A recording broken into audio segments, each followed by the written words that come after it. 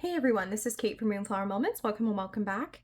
I am a little nervous about what I'm here to do today. I want to start my Anatomy of a Reading series.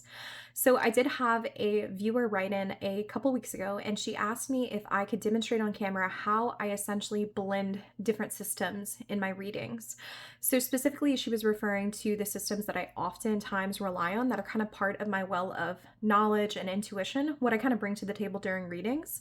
So she was referring to my plant knowledge, my knowledge of numbers with numerology, astrology, a little bit of the elements, just all of the different things that I kind of bring to the table when I'm reading, so that I'm not only just reading traditionally what the cards mean, but digging a little bit deeper and connecting different systems together.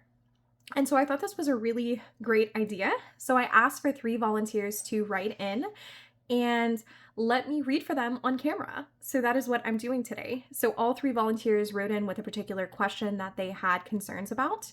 And essentially, they asked me to do the reading on camera anonymously and gave me permission to kind of use the reading for a dual purpose. So the first part of the reason that I'm actually doing this is because at the end of the day, I really want to provide a solid reading for the people who trust me enough to write in. And then the second part of this video and this series in general is to educate the larger public about the ways that I read and how I connect things and connect the dots from like one system to another. And so I'm very thankful for the person who suggested this idea. I'm very thankful to the 3 people who wrote in. So I'm going to go ahead and get started. Now, before I start reading for this individual, I want to kind of walk you through my steps that I take to get into the correct headspace for reading. And speaking of which, I never read with the lights on. I am reading with them on for filming, but I think I'm gonna go turn that off because I'll find a way to brighten the light, but I can't read with the big light. I hate the big light. So 1 second. All right, there we go. And we'll just have to hope that the window is enough natural lighting for it. So the first thing that I do is, of course, like if I'm reading for other people, I try to get myself into a space in which I can best concentrate. For me, that's of course like doors shut, AC off. Let's hope it doesn't kick on, even though it is really, really cold in South Louisiana. So I don't think the AC will kick on. I also make sure that the light is to my requirements, just basic things like that. I want to make sure that I'm in a great space to focus. Another thing that I always do is I always wear my amethyst ring. So I always switch off my wedding rings before I record, just because I feel like that's a private part of me that I don't want to share with the internet. And I usually put on my moonstone rings when I'm doing my normal filming. When I'm reading for others, I always refer to my amethyst. I did have a friend of mine tell me that amethyst is used for protective layers and for protective properties. And I had been using amethyst for readings for literally years before she told me that. And I was like, well, that kind of makes sense that I'm kind of I gravitate towards that during those readings. But I find that to be a really important part of the process because it allows me to prepare my physical vessel, the physical vessel that is my body, for getting into the space to where I can receive the message for other people. So it's just a physical step that allows me physically to get into that flow. Another thing I always do is I take a flower essence. I love Rachel White's flower essences, so you can find her on Etsy. This is like the Totem Fire Horse. So this is a blend of hibiscus, sunflower, and bougainvillea, which of course reminds me of like rich sunshine. I chose this one today because I'm feeling a little bit under the weather. I've been sick for about a week. And so I wanted something bright and sunny to kind of help lift me energetically. But I usually will look at my collection of essences that I have from Rachel, and just based off of my understanding of the flowers that she includes in the essences, I just kind of use that to either boost my energy or help me kind of laser focus my energy in a particular way. So today it just kind of felt right to pull for Fire Horse. So I will take this. I'm going to pause the camera and take a little drop of this. All right, and then the next thing I do to kind of get started is I do like to prep the space by kind of shaking up the residual energy. So some people do this with incense, but I have like a very strong aversion to super strong scents. So I actually have this little bell that I thrifted, and I'm about to use it on camera to kind of break everything up. So it might be a little bit loud because it is a bell. So if you want to fast forward, I totally understand. But while I am shaking this bell, I'm kind of getting in touch with myself. So I'm picturing in my mind how I feel. So because I am someone who is very plant driven, the typical way that I engage with my energy field, I got this from a dear friend of mine who's a tarot reader, and it just has worked for me ever since she mentioned it to me, is that I imagine myself as a flower. And so I ask myself as a tiger lily, that's always the flower that I pick. It's a bright orange, beautiful perennial flower. I ask myself, am I standing up straight? Are my flower petals damaged? You know, are they split? You know, am I looking towards the sun or am I drooping? What's going on? So as I kind of ring this bell, I picture in my mind what my flower looks like. And then from there, I kind of mentally work within that to restore the flower to its greatest sense. And then that's kind of me mentally putting myself and kind of checking in with myself and my energy to make sure that I'm able to be fully present for the reading. So I'm going to shake.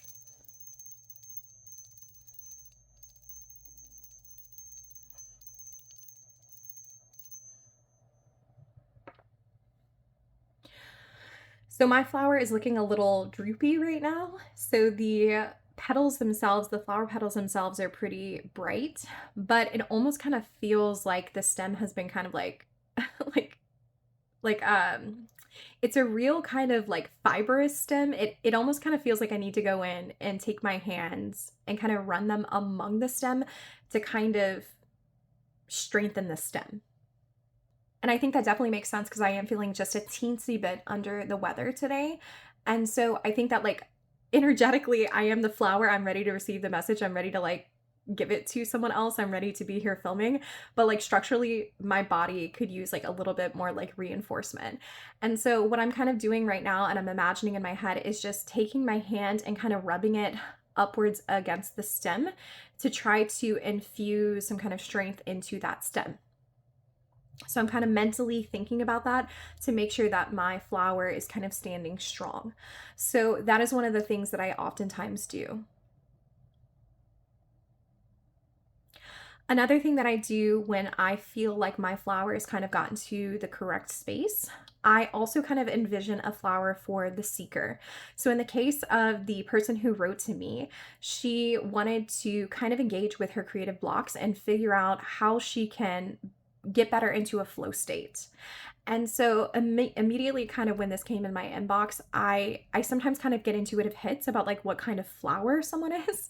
And for her, it kind of came through that she was like a willow leaf aster. So I'll put a picture on the screen of this in case you're not familiar, but asters are these tiny little itty bitty flowers, and willow leaves in particular are like these bright pops of purple. So I'm kind of imagining her as like a willow leaf aster plant. And I think that makes sense a lot because willow leaf asters can be tall, they can be short. If you cut them back all the way, they still bloom. And in the case of this particular individual, she is trying to kind of figure out her way through this creative process so that she can bloom at like every stage. And I find that to be really important. And so I think the aster, because of its ability to bloom in so many different scenarios, is really apt and well fitted for her. So I am going to reference that throughout this video. So she is the aster, she is the seeker. So the seeker is the aster in my mind. So because she wrote to me about creativity, I wanted to kind of play on my personal philosophy that creativity is like an ecosystem. So we have to nurture our ecosystem, we have to nurture our creativity, and there's so many different parts to that ecosystem that we can engage with. And so for this reading, I kind of wanted to check in with what her ecosystem is. So what is her ecosystem now? What is her creativity level at now? And get a sense of that overall environment before I do any further reading. So for that in particular, I'm going to work with the Bloodlands Oracle. So this will give me a deep sense of kind of where her creativity is right now, how that system is functioning, and how she, as the aster plant, is interacting with it and can interact with it to get the best results. So I'm going to go ahead and shuffle that up.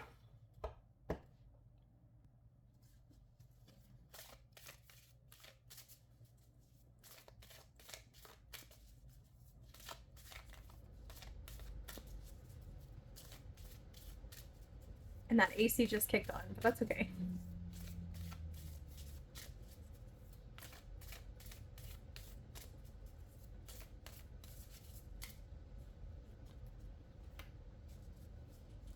All right, so for her, I pulled the Twilight. So instantly, in particular with like this, I have set up a way to kind of show you how I use plants into my readings and like my understanding of nature into my readings. But if other things jump to mind, such as astrology and numerology, I'm also going to riff off of that. So the first thing that I'm kind of seeing with Twilight is I saw the number 19. I have found in this deck in particular for the Bloodlands that the numbering of these cards feels very intentional to me. So 1 + 9, of course, represents 10. And when I think of 10, I oftentimes think of the completion of the system. Similarly to the Twilight that is occurring right now, it almost feels like to me that this particular individual, her creativity, she feels in her relationship with it, she feels like her creativity is like spent. Almost as if she is kind of worrying that like the Twilight on the day, that there isn't anything left to give, that she's kind of in a wind down session. This is not a card that represents spring. You know, there's not a lot of like new happy little things in the works, though there might be. She's not really focusing on those new little creative things if they do exist. She's focusing more right now on kind of the twilight hour and the concept that things have been created, but it almost kind of feels like a cycle is kind of closing out. And so there's some questions that are arising about what to do with that. One of the things that kind of popped to mind when I saw this is, of course, that the trees don't have any leaves in this image. So this does kind of feel as if there is a concern here that, yeah, I have created trees, but they're not producing leaves. They're not kind of like participating in a system that is sustainable, right? Because a tree that doesn't have leaves is not necessarily photosynthesizing. And so there are some kind of questions about like I've kind of set up this system, but I'm not quite sure how the system is functioning and how much time this system will work. Like how much more time this system will work. I think it's really interesting that I chose the aster plant for this individual though, because I will say this before I even riffed off into the other parts of the reading, is that if this is her ecosystem, I think it really is important for the client to know in particular that asters can bloom in any environment. They are super versatile, and they also act as the host plant for many different butterflies. So even if it kind of feels like dim and dark and she's feeling kind of unsure because she's not really sure what to do with her creativity, I will kind of underscore and remind her that she is one of the first plants that comes to life in an ecosystem. And so that she is kind of the catalyst and the driving force. She is the person who is in the driver's seat that can start this up again. And I think that, of course, she probably knows that, hence why she brought it into me. But I think it's important to keep in mind that that aster is that one thing that can drive the ecosystem to flourish. So I'm going to leave this here to the side. So now that I kind of have an overall sense about like how her creativity, which is the ecosystem, is functioning, and a little bit about her relation to that sense system, I want to dig a little bit deeper into this ecosystem, into her creativity. So I want to pull for the dirt. So the dirt is the conditions in which she is trying to create right now. So those can be positive conditions, those can be negative conditions. I just kind of want to know like what are the conditions in which she is trying to restart this ecosystem and kind of bring it back to life. So for this in particular, I am going to pull Terra Botanical. I always tend to pull one tarot deck that is a pip deck, and then I also bring in a scenic deck. So the pip deck really works well for me because I understand pip decks better. I just read with them better. But I do like to include scenic decks into the mix. because I feel like if I'm reading for a general audience, a lot of them really prefer imagery like what is portrayed here in Slavic legends, because, you know, they might not get much from the Page of Wands, but they can get a lot from this image of the King of Cups. So I kind of like to keep that in mind when I'm reading for a client, is kind of pulling a deck that really works for me very well, and then a deck that will work really well for them, and kind of putting them side by side for the same question and seeing the connection between the two. So I'm going to pull right now for the conditions in which she is trying to create. So this is the dirt of her ecosystem.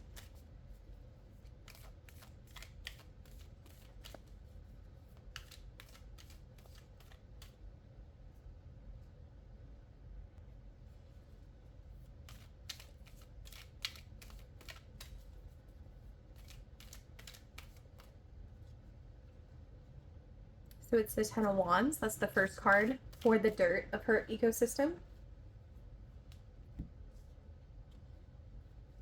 Now I'm going to pull Slavic legends for the same position.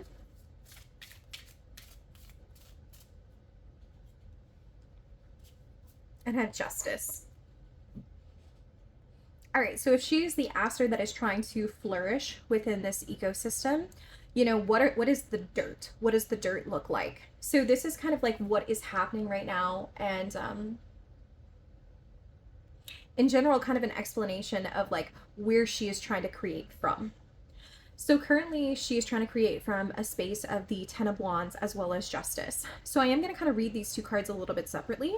So Ten of Wands, this flower has already bloomed. This flower is kind of at its peak, and it kind of underscores once again that I'm not saying that she's at her peak or her creativity is at her peak, but I think that she really is kind of feeling that it is. And so this is kind of similar to the 10 that kind of popped up with the 1 plus the 9 here for Twilight. It almost kind of feels like she has kind of shot off so many different ideas in so many different directions, especially with this plant having 10 petals. That's a lot for a particular plant to sustain. And so she's almost kind of wondering if she's kind of put too many eggs in one basket, so to speak. I know that's not the idiom, but I feel like it works for this. And is trying to sustain so much that it's almost become burdensome for her. And I think part of the reason that she feels this way in particular is because she is kind of concerned for the social reception to her ideas, which is such a natural and normal human thing. I feel like it's something we all do, especially because our creative projects are our babies. So for this, I am going to pull in a little bit of astrology. So we, of course, have the Libran element of justice. So the Libra is the energy that rules justice. And Libra, of course, is always associated with the social connections, social harmony, social balances. There's a huge emphasis on socially how our actions are received and the consequences of that social perception. And so I think that has been a kind of foundation for her kind of feeling as if those ideas have hit that twilight, is that she has spent a lot of time kind of interacting with other people and trying to network. And part of that has been really, really good and super exciting. But part of that has also kind of left her scattered and feeling like she's kind of split off into too many different directions. So I think that this is kind of multi-layered in that way of the social networking of a Libra, as well as the very human concern for how those ideas are being received by kind of broader society. So there's a couple different things that are kind of coming off here. So this is kind of the dirt, which is contributing to this twilight of this ecosystem. So now that I kind of have a basis for what that kind of the dirt of the ecosystem is like, I want to focus on the plant. So the plant, remember, is the aster, it is the seeker. And so I've kind of split this up into the leaves, which that spread position is how she can feed herself, because the leaves definitely feed the plant through photosynthesis. I also have the flower, which is how she can feed other people. And then I have the stem, which is the structure she needs to sustain this system and to continue creating. So I'm going to go ahead and start shuffling again.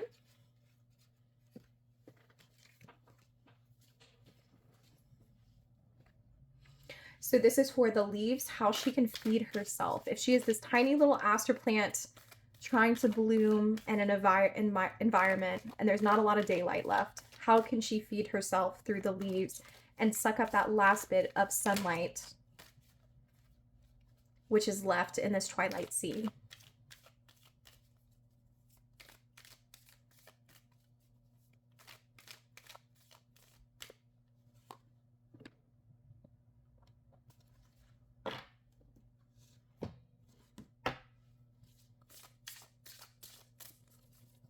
Y'all didn't see it on camera for Terra Botanical for this one, but when I was shuffling this, I just wanted to narrate this. I actually had a card that kind of came out like this, and usually that's how I know that it's the card, is if it doesn't shuffle like nicely and neatly, because I do shuffle overhand. All right, so how can she feed herself?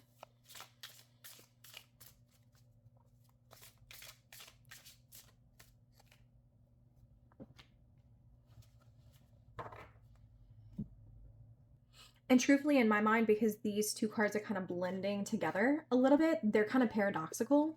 They're saying different things, but similar things. I'm also going to pull in Faceted Garden, because I want a card that kind of explores how these two connect. So this is me pulling for a clarifier with Faceted Garden on the subject of how can she feed herself.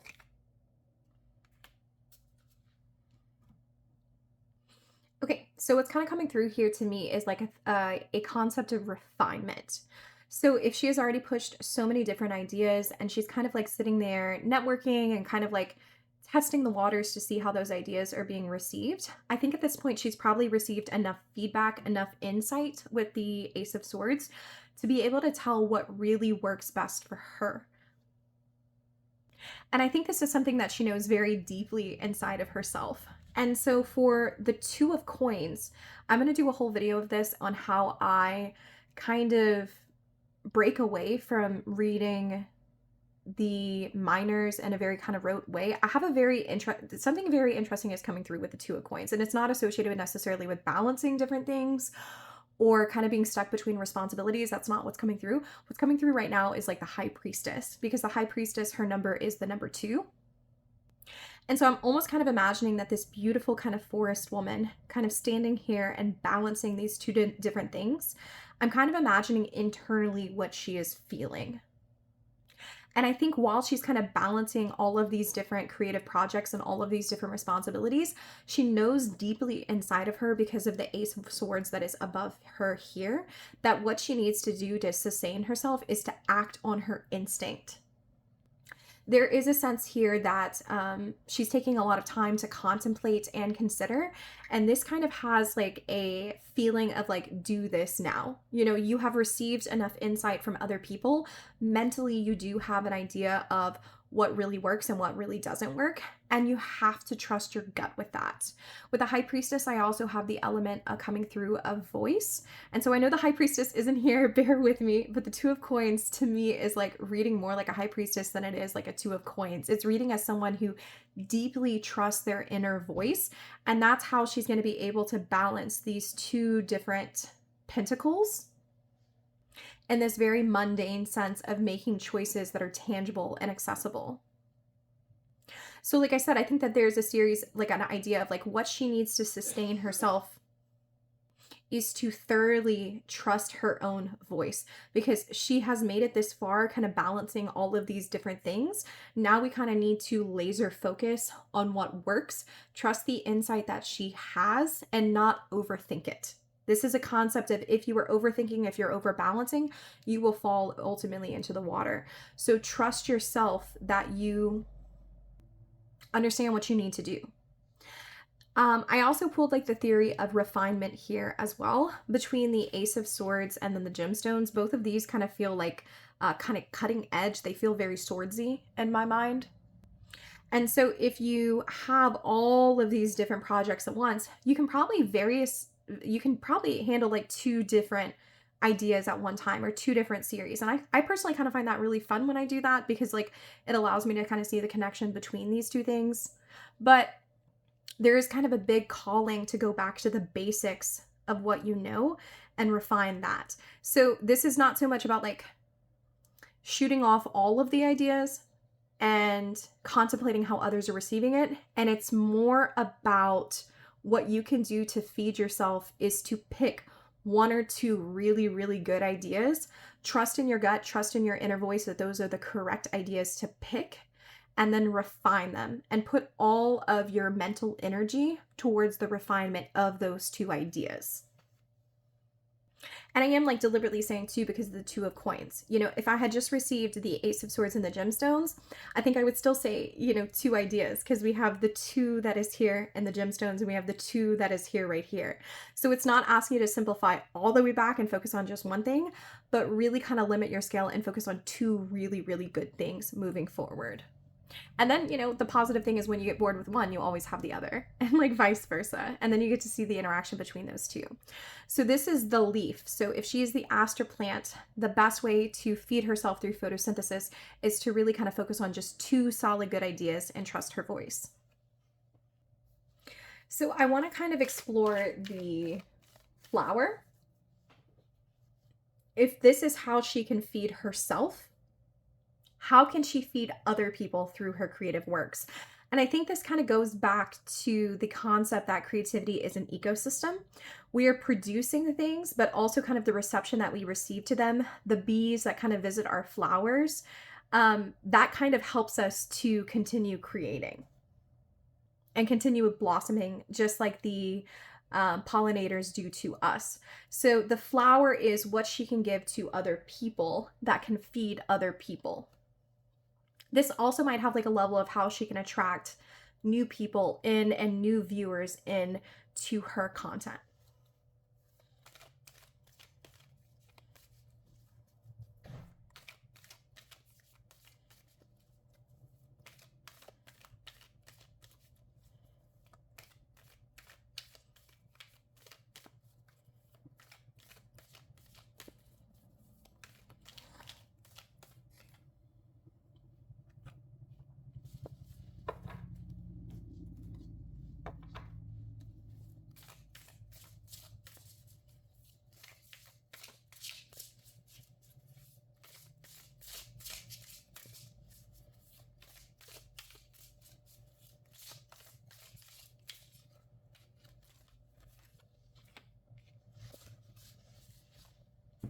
And I'm going to pull a clarifier with the Faceted Garden once more.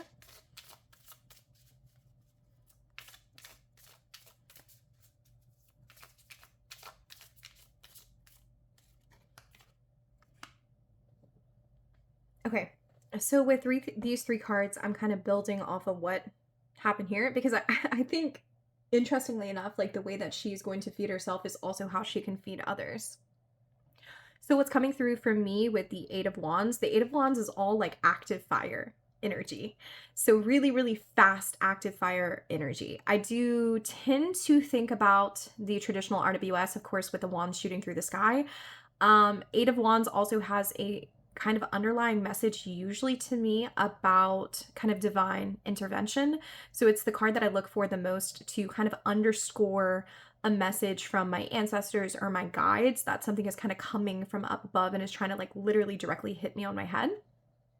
I'm not necessarily sure if that is the message that is intended to come through for this particular client, but if that definitely works for her and that interpretation works for her, she feels free to take it, because I do feel like a little bit of an underscoring of that, but I think the predominant message that's coming through for this is the kind of rapid fireness of the Eight of Wands.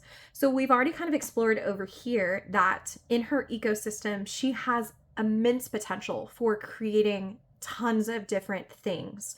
Not only like a large quantity of product, but also a large kind of variety and versatility of it. And so I think that that is her greatest strength. That is the flower that is attracting people to her vision, is that she's able to do so many different things and she has her hands in so many different little pots. And while that is definitely contributing to a sense of almost burnout for her, and there is a calling to feed herself by kind of limiting that to like two really solid ideas and refining that, the people who are engaging with her content really do like to see how many different elements she's bringing in. And so it's not just she's not just talking on topic about one thing. She's trying to bring in a lot of different other topics. And I think people are really kind of enjoying that with the Eight of Wands, is that there's multiple things that are always coming in at once. And so I would say that that's something that is really good for her and is working for her.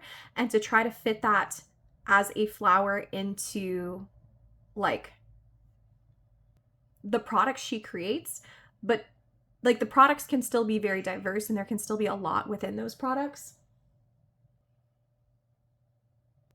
But there is kind of a calling for herself to kind of refine what she's already doing.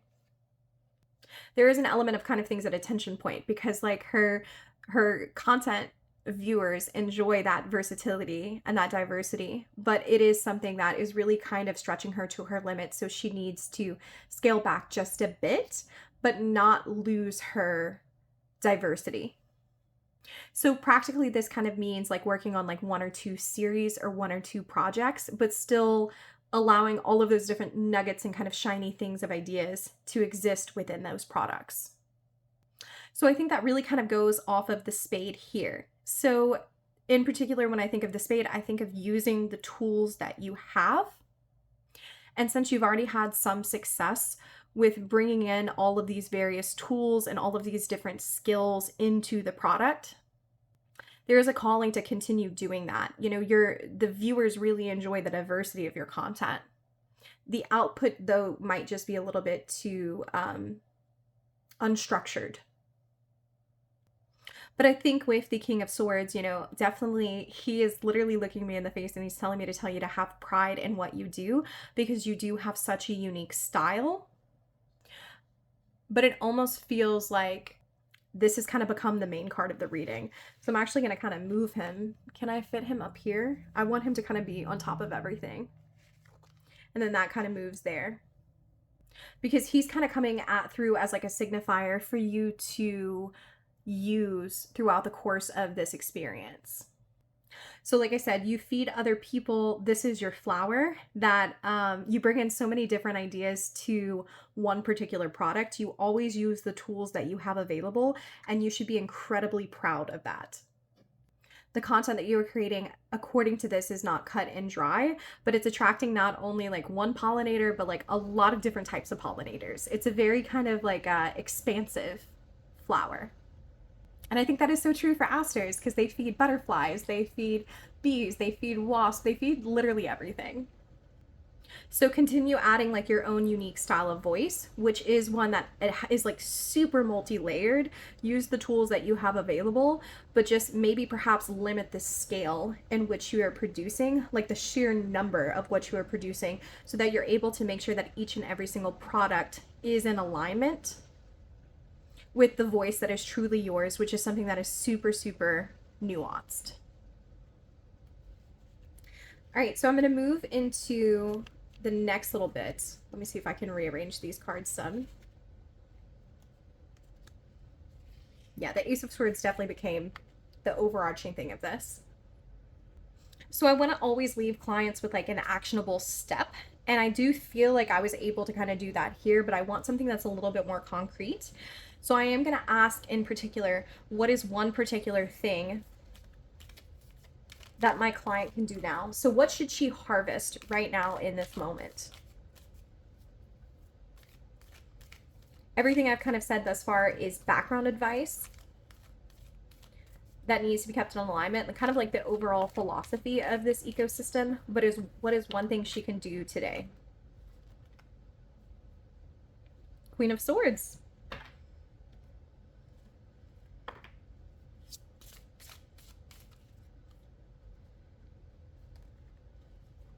And I just hit Queen of Swords again. So Queen of Swords twice.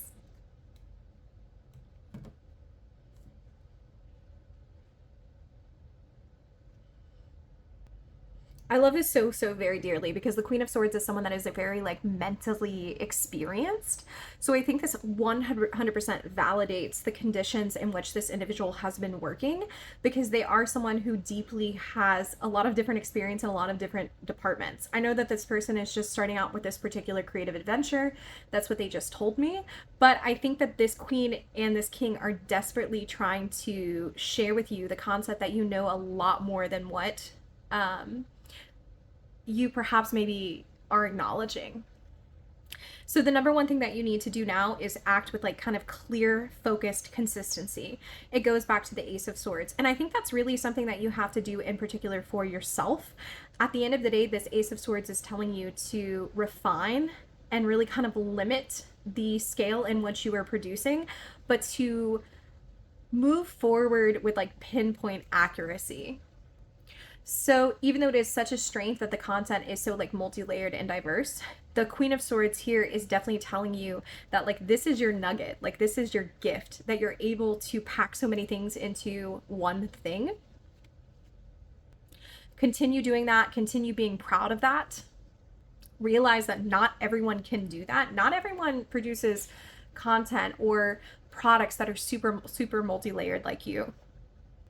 But strategize moving forward. This is kind of a real calling, especially with the King of Swords and the Ace of Swords, to get a plan in place. So when we're producing, you know, it's not just kind of Eight of Wands, things kind of going everywhere, Ten of Wands, things kind of going everywhere. But that rather we are producing things that are super multi-layered, but at the end of the day are being produced on a consistent timeline. I know that me and the client have talked about that before, so that's one of the things that I can throw in here because I know she and I've had that discussion, but also a consistent scale. There's kind of a need for consistency here as far as the harvest due now. I also kind of want to pull in a save for the future. So this is kind of a background thought that she can hold on to. So these are the seeds. So let's go ahead and see.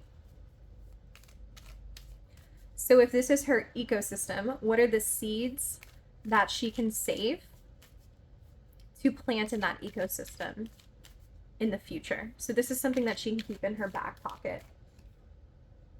Two of Cups, beautiful.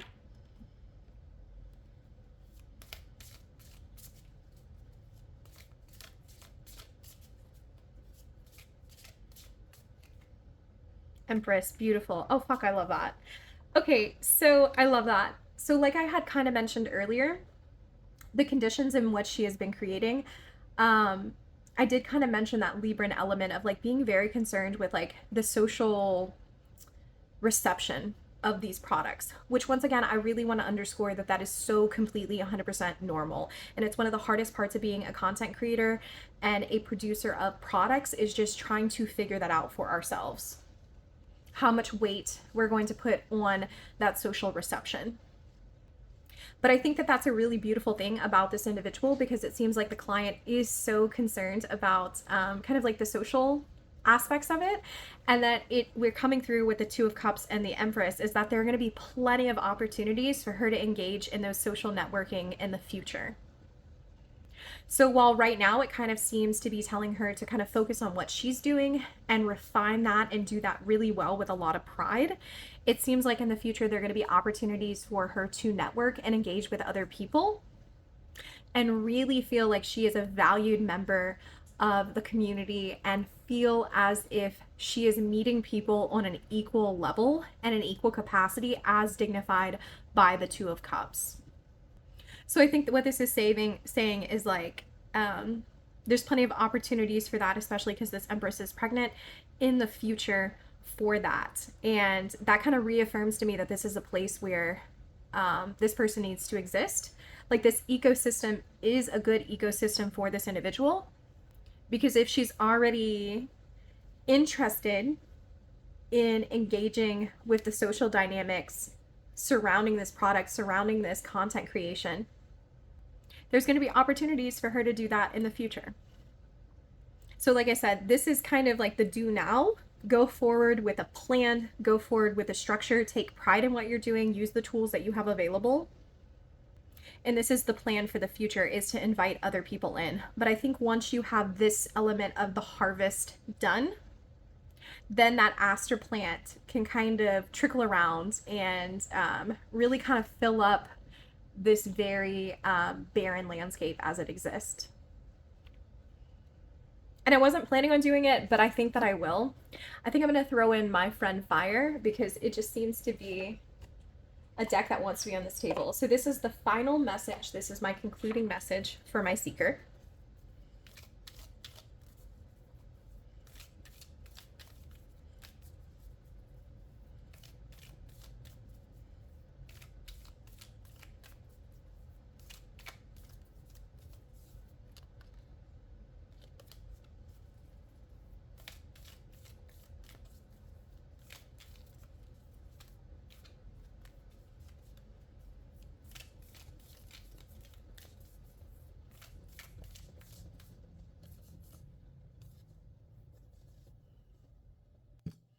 and that is put it down.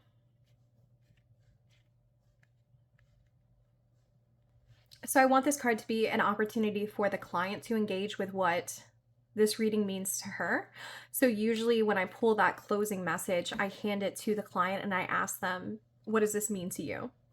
And so I'm not going to interpret this card for this individual. I never do, because I feel like it's very important that the client feels like they had some opportunity to kind of synthesize things together. It's kind of like when you go to therapy and your therapist says, you know, well, what's the one thing you learned from this experience? Or what is your takeaway for today? I don't want to give the takeaway to the client. I find it really important and like affirming for them to take it away.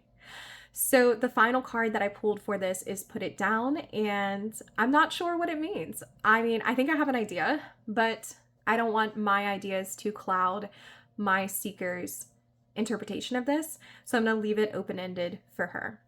So whatever that means to her is what it's going to be. Okay, so I think that is it. I think that kind of concludes the reading. So to kind of recap for myself, I think in this video, I did touch a little bit on astrology. I touched on numerology. I definitely touched on plants and the overall ecosystem. I kind of walked y'all through how I envision both myself as the tiger lily, how I envision my client as a particular flower. And, you know, a lot of times I do use this spread. Sometimes I use no spreads. A lot of times I use no spreads, whatever. But the one thing that always stays consistent from reading to reading, I'm going to go ahead and pick this up while I talk,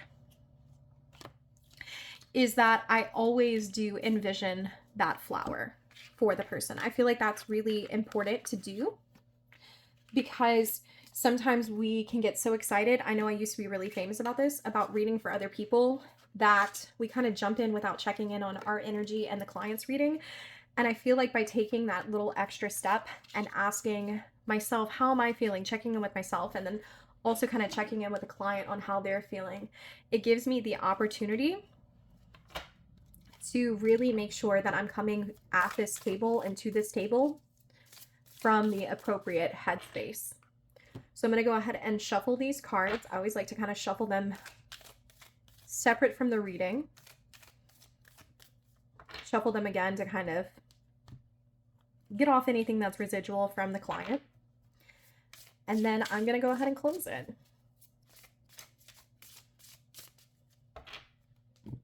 So I want to go ahead and say, while I'm shuffling these decks, I'm really thankful for you guys for being here. I'm super, super, super thankful for the person who chose to let me read on camera for them. I have 2 more in this series. And I'm not going to lie, I was super nervous about doing it because you never know what's going to happen with live readings.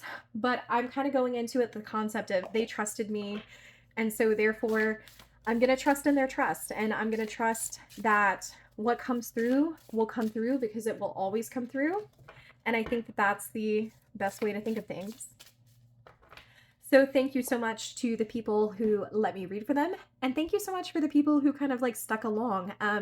I really want to be producing more educational content at this point in my life. I feel very driven to do so.